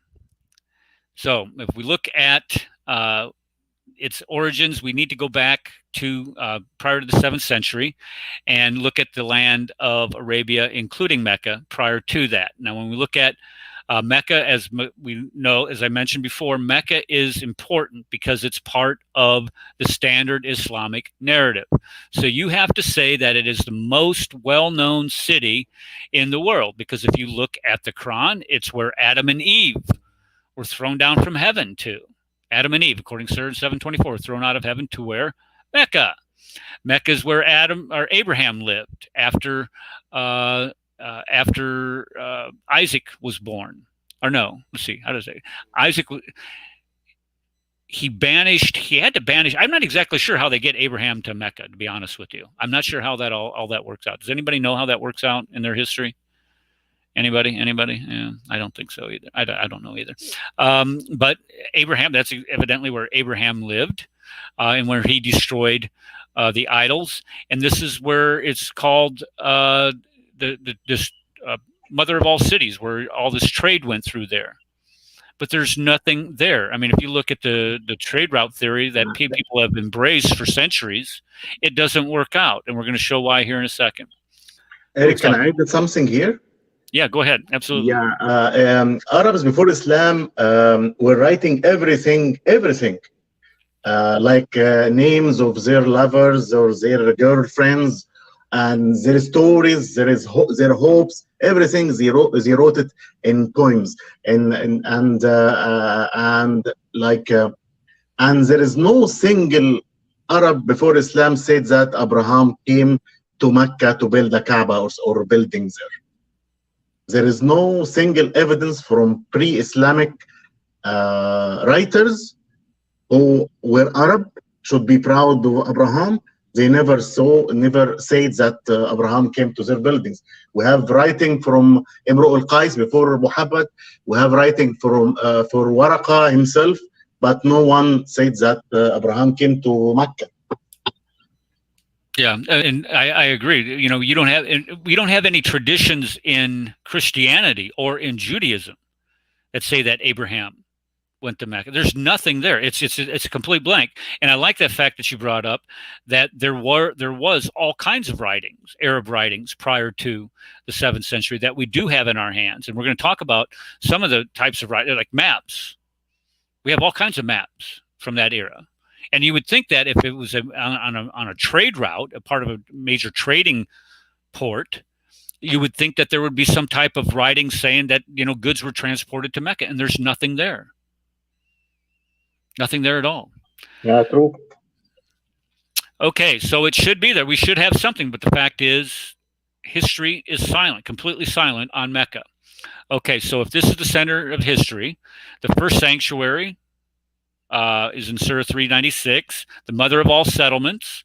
It is supposed to be where Adam and Eve were thrown down. It's supposed to be where Abraham lived. It's supposed to be where Muhammad was born, and it's supposed to be the center of for the Qibla, which was it was changed to in 624. The only references to Mecca in the Quran is or about Mecca, or saying Mecca in the Quran is in Surah 48:24. 48:24, and we discussed this before, and John did a good job of showing us how easy it, because it says Becca, and how easy it is to change that Arabic B into an M. Just make like a half circle, and from Becca it will become Mecca. Just little. It's not like big deal. It's very small change. Okay, I think it was something like this. The letter went like that, and in order to, there's probably some more to it, but in order to make, say this is a B, in order to make it M, the only thing you would have to do is put a circle right there. Am I correct on that, John? I can see what you are doing, but it's a half circle, not even complete circle, just half circle. Okay, so let's do this. And then it was supposed to go like that, and then what they do is they add something like that. Is what you're saying? Okay. Yeah. I was, I'm just amazed sometimes at how people. I don't know. Maybe I shouldn't be so amazed anymore. How people will believe that. Okay. So it's called being brainwashed. They brainwash them from their infancy. And lift him up so high. Muhammad, they'll tap him, they'll hold their bodies and, rock them back and forth saying, Muhammad, Muhammad's so great, Muhammad, and that's what they hear. And then when we tell them, well, it says this in your book, and they go ballistic, it's because they're displaying their own brainwash. Yeah. And I would, I hear you saying that it's brainwashing, but I personally think, and you probably or you would probably agree with me, Connie, on that, is that this is spiritual blindness is what it is. Well, of course, that too. I was just talking in the natural. Blind. Right, but they're spiritually blind, and that they're incapable of recognizing what is obviously the truth. And when you're spiritually blind, you cannot recognize the truth, even when it is demonstrated to you, is clearly demonstrated to you. Okay, so using the evidence from Dan Gibson's Chronic Geography, if you do not have this book, let me pull it out here. Let me see. Let's do this. Okay, this book right here, Chronic Geography, is written by Dan Gibson. If you don't have this book, I would highly recommend you get it. I'm not exactly sure how much it is, but it's a treasure trove of information, because what Dan Gibson does is he takes all of the geographic features that we find in the Quran and in the Hadith, and then he imposes those features on a map. Where do we find olive trees? Where do we find running water? Where do we find rivers? Where do we find grass? All of these things he imposes, and it rules Mecca out, because Mecca doesn't have hardly any of these things. So when we look at it says it's supposed to be in a valley, and this is from the Sirah of Muhammad and the sayings of Bukhari. It is supposed to have a stream in it, according to Bukhari. It's supposed to be outside, is the ruins, and you're supposed to have a pillar of salt. Well, where would that pillar of salt be? Well, if you all remember the story of Sodom and Gomorrah, and how Lot fled Sodom and Gomorrah, and his wife turned around, what happened to her when she turned around to look at the city? She turned to a pillar of salt. Into a pillar of salt. So that's where that might have come from. It's supposed to have fields. Now, when we talk about fields, there is a I'm not sure if it's in, let's see, grass, fruit, clay. Okay, I'll get to that. Okay, it's supposed to have fields. If you've ever seen a picture of Mecca, it has no fields. There's nothing to grow. There's no dirt there. It's nothing but rock. Yeah. You can't. I just spent last week. The Queen and I went out west. We went to Yellowstone National Park, and on the way out there, you have to drive through Wyoming.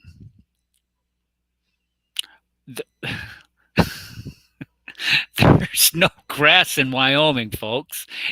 There's no fields in Wyoming. The only fields that exist in Wyoming and in Montana are ones that they irrigate. That's the only thing there.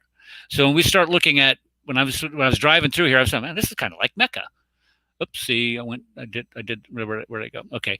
It has trees in it. If you look at Mecca, do you see any trees? You know how big the trees are in Wyoming? They're about that. And what's funny, here's the funny thing. We came out of Yellowstone and it said something National Forest, the land of many uses. And it started talking about the trees that are there. The trees are this big. So when we talk about a national forest, how can you have a national forest when the trees are that big? That's all the bigger they get. Why? Because they don't have any water. And this is the same thing with Mecca. There's no water, so there's no trees. It doesn't have any grass in it. But yet, Bukhari says that there's grass. Bukhari says that there's fruit there. Clay and loam. When we talk about the clay and loam, this is the type of dirt it's supposed to have to be so you can cultivate. When there's the hadith, or is it no? It's Tabari. When he gives the history, he's talking about how Muhammad was conceived, how his father had dirt all over him, and his one wife didn't want to have relations with him, so he went to the other one, and that's how Muhammad was conceived. Well, it's supposed to have clay and loam there.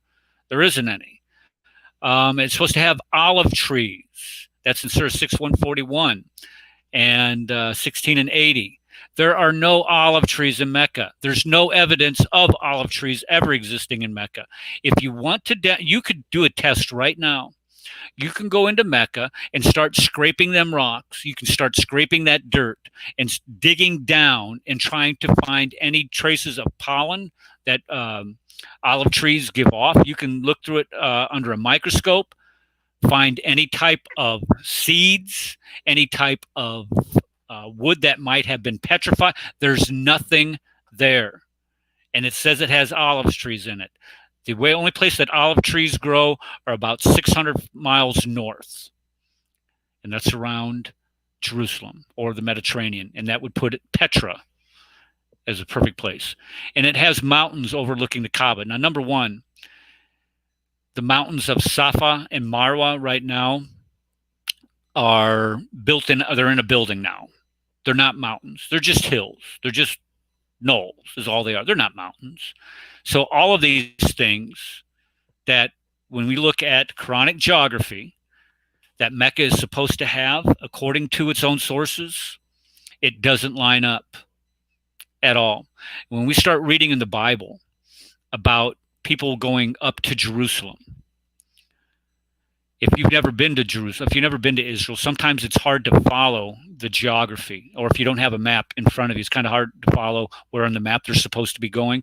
But when you look in the Bible and they start mentioning, we're going up to Jerusalem, the reason why they're going up to Jerusalem is because Jerusalem's up in the mountain. It's sitting on a mountain. It's not down in the Rift Valley. It's not down by the ocean. It is up in the mountains. So when they start talking about the geography in the Bible, it lines up with what we see. Why doesn't it do that with the Quran? That'd be a good question. Okay, so let's look at maps. Maps don't show Mecca anywhere. And we're talking about maps that existed in the 2nd century. When we look at Ptolemy. Now, when we look at Ptolemy's map, now this is when we talk about 2nd century, this is 400 years or 500 years before Muhammad. And if Abraham was supposed to be there, or any other characters in the Quran that he places there, you would think that it would be on a map someplace if it was supposed to be such an old city and such an important city. It's not on any of these maps. Mecca is supposed to be right there, and it's not there on the map. Sorry. Not there. And then let's see here. This was another map, and it's not there. If you look on, I'm not sure, some of these other people that created or redrew and it's not there. Not there. Not there. 7th century map. Oh, well, that's when Muhammad lived. So this should be a map clearly showing, indicating that Mecca existed, right? Right? If it's supposed to be this city that can raise armies, it would have to have a great supply of water. One of the things that was brought up this past week that I was looking at is that they're supposed to have elephants. Elephants were supposed to be. Oh, yeah. You get 4 inches of rain a year. How can an elephant live? Yeah, it needs, man, tons of water to drink. You know, wow. You know, there's no endless to the lies that Islam tries to pull on people and insulting even the Muslims' intelligence. Yeah, I mean, yeah, because if you think of an elephant, that's a big critter. And what are they going to eat? Have you seen the vegetation around Mecca? What it looks like? There's none. No. So what are you going to do? You're going to have the elephant carry his hay into the middle of a desert? Now, come on. It's just, I know. it's just people start much. thinking. It's just too May much. God deliver them, from that spiritual darkness. Yeah.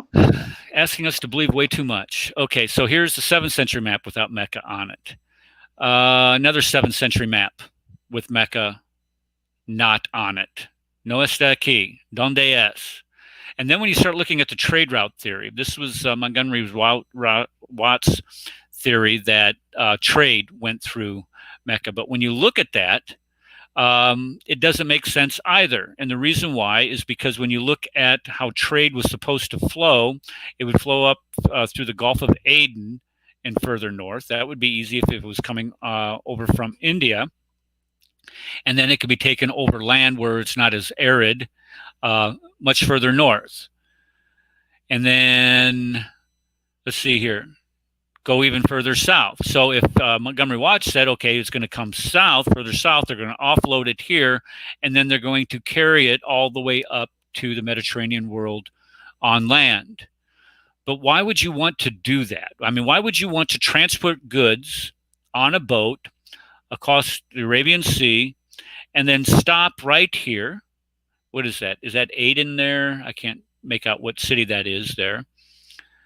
Offload it, put it on pack animals, and then transport that all the way up the west coast of Arabia. Why would you want to do that when the alternative is to keep that stuff on your boat and just float it all the way up the Red Sea and then come up here through the Gulf of Aqaba and offload it? It makes no sense to offload it here and then make Mecca right here part of that trade route. It makes no sense to do that at all. When all you have to do is just keep that stuff on a boat and keep floating it north. If you did that, you would be called an idiot, is what you would do. Okay. In other words, you'd be called a Muslim, right? I mean, is what you're saying. I didn't say that. Yeah, I wouldn't say. Well, no. If you were going to believe, but let's just be real about this. I mean, if this is something that you want to believe in, if you're going to believe that your faith actually had this part of it in its history, and you want to demonstrate that Mecca did in fact exist, and you're going to claim this, you're going to say it's the mother of all cities. Muhammad was a trader, a caravan trader for Khadijah. So naturally, Mecca would be a major stop on the trade route, especially if it had the Kaaba. Remember, this Kaaba was where everybody had to come to worship. And you had 360 different idols there, so 360 different religions. So it's supposed to be the center. You would think that it would have some mention somewhere, somehow on a map, saying that this is where it is. Well, you know what? So there's some Greek, there's some Greek philosopher, well, not Greek historian who actually says, who actually mentions that that they have a sanctuary. The Arabs have a sanctuary. The problem with that is there were many sanctuaries in Arabia. Okay. Yeah. Not only that. Okay. But think about this for a second. If this is the center of the world,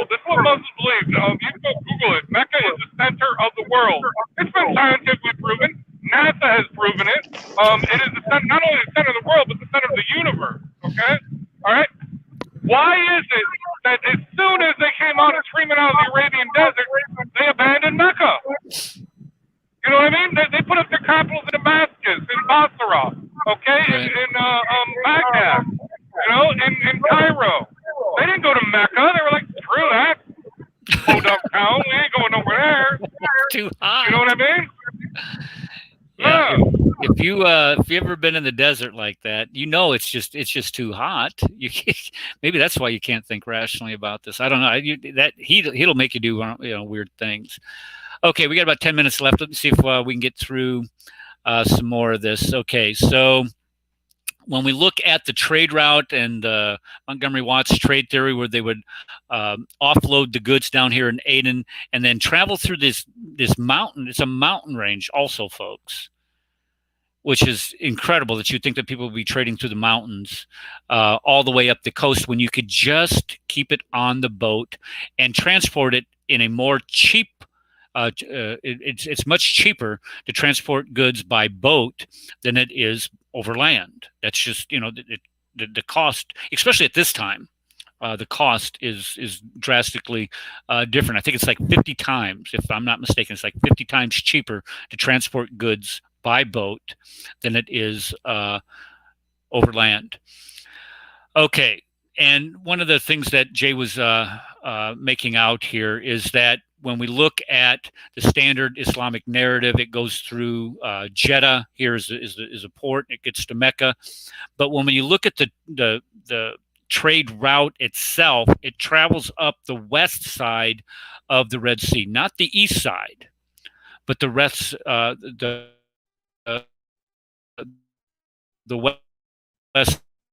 side.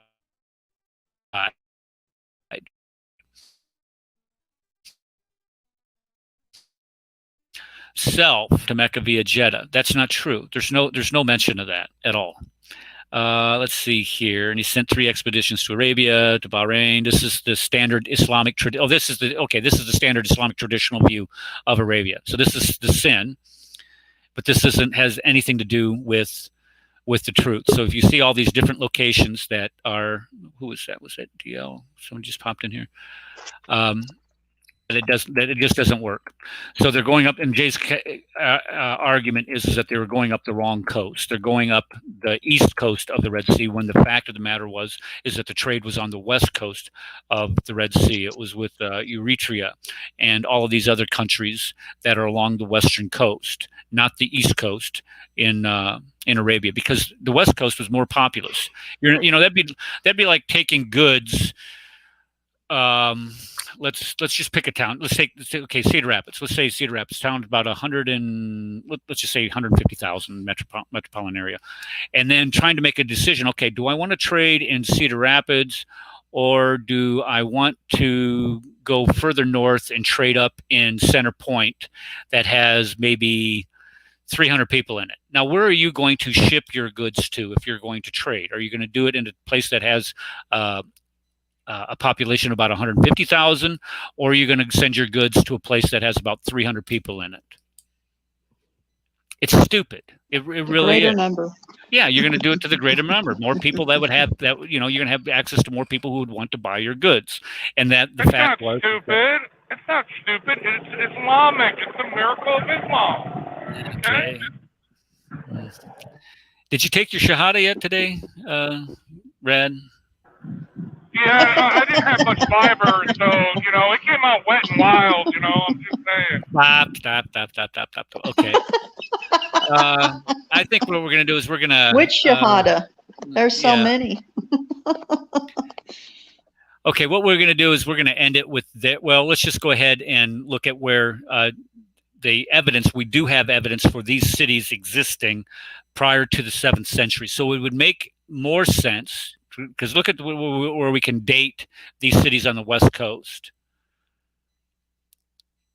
I mean, this is all the dates, all these cities predate Islam, and they're all within a 5 days distance of traveling on the sea.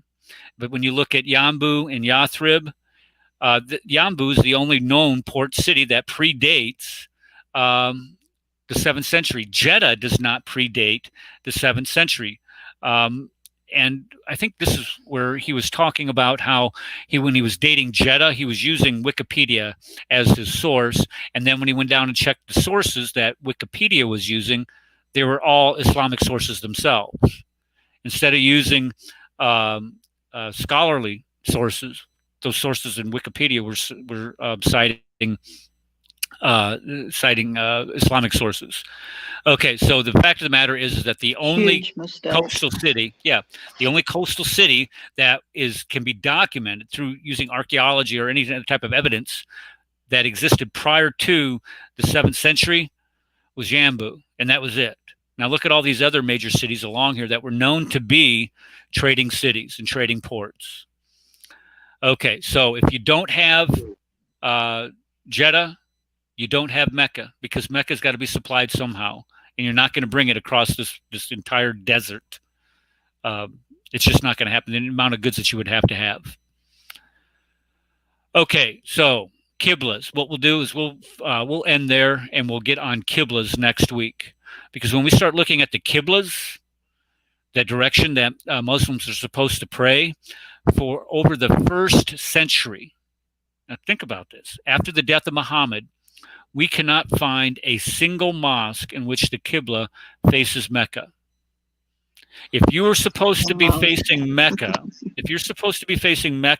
as your direction of prayer, and all of the old mosques that were built within 100 years after the death of Muhammad don't face Mecca, they face in a different direction, I would hope that you would be able to recognize that significant problem. Yeah, it shows that that even to them, that Mecca wasn't the center of the earth and the center of the universe. I mean, it just blows out their lies. It definitely casts a lot of doubt on this standard Islamic narrative, the sin of Mecca being the mother of all cities. But all of these mosques, not all of them, but most of them, they do face one city, and that's Petra. But nobody wants to talk about that. Nobody wants to embrace Dan Gibson's theory of Petra being the original Mecca. But we'll look at that. It's not a theory, because it points to it. When it points to it, that's not a theory. That's a fact. That is a fact. Right. The fact is that you're right. You're right. Yes. You're right. The fact is that not a theory. The fact is that these Qiblas do face Mecca, or I'm sorry, Petra. That's a fact. But the theory is that Petra is supposed to be Mecca. That's the theory. That instead of having Petra be Mecca, they changed the location. They changed it from Petra to Mecca. That's the theory, and that is a fact that people are still working on. And there's a lot of work to be done on that. But the fact is that the Quran is starting to come under the same type of criticism that the Bible did. And excuse me.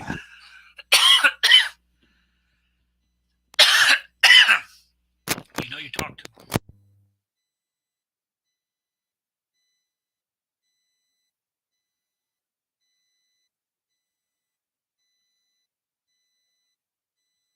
Okay. Wow. Sorry about that. The fact is that the Quran is starting to undergo the same type of criticism that the Bible did, and it's just not faring too well. That is indeed a fact. Okay, does anybody got anything else to add? Subtract from this? All right. So we're gonna go ahead you need to quit smoking, dude. Man, that was bad. That was. It just went down the wrong pipe. I don't know what happened on that one. That happens to me too. Even when you came back, I was like, "Is that Eric? What the hell? Is he dying? You got to call me again? Pound that man's chest. Get him back. Dude, I can just see it now. The Muslims are going to clip that out. You see, he was choking. How they made him choke on his own words. Yeah, he was choking. Yeah, he said the Quran, and he was criticizing the Quran. And just as soon as he started criticizing the Quran, Allah stricken him with the. Yeah, like 2 hours later, not to mention over 4 years later. Oh, Allah finally got to it. Wow. Anyway. Yeah.